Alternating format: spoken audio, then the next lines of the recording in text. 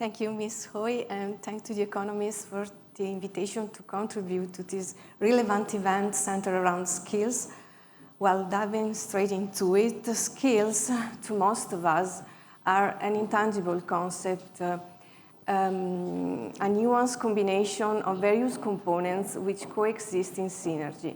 Still, in their ethereal nature, skills generate concrete results, supporting the innovation processes and the competitiveness of our economies.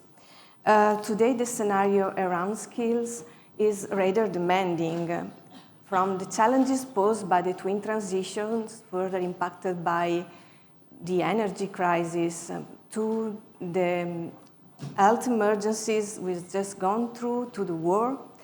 All these waves of instability are reflected in our economies, increasing also tendencies towards social and political polarization.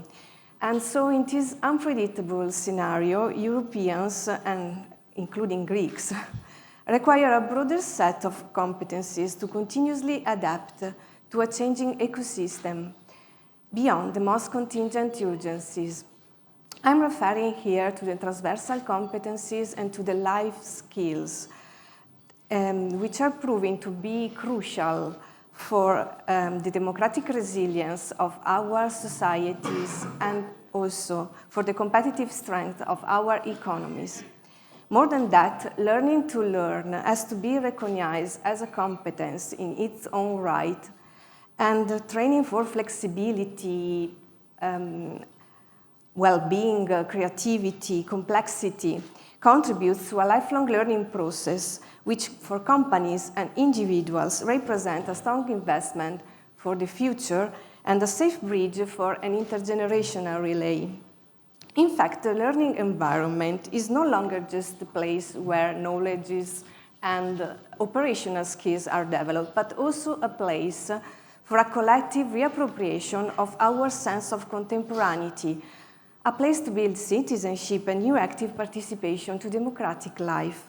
And that is because learning acts as an empowering factor to keep pace in a changing market and enable citizens to take ownership of their personal development, building a new sense of cohesion, which is so precious to the overall advancement of our societies.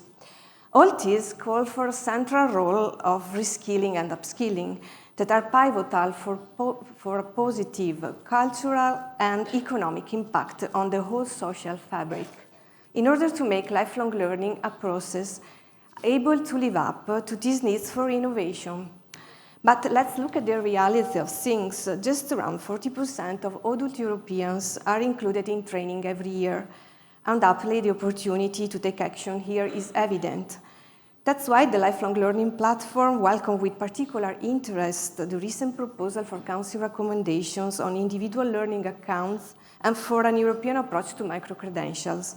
However, this specific mindset needs to be carefully, strategically sustained, with increased financial investment and better governance at all levels. Let me briefly recall that in recent years, public expenditure on education and training at EU level has been marked by stagnation, failing to recover the pre-financial crisis levels, where in 2009 it stood at 5.5% of GDP as an average across EU member states. Now, in 2020 is around 5%.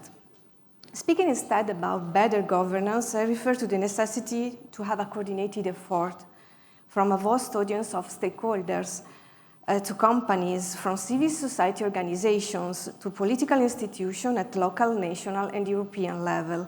And this is exactly, as said before, the engagement model behind the EU initiative Path for Skills, which involves all these relevant actors to build skills partnership. But we will listen to more on this later in the day.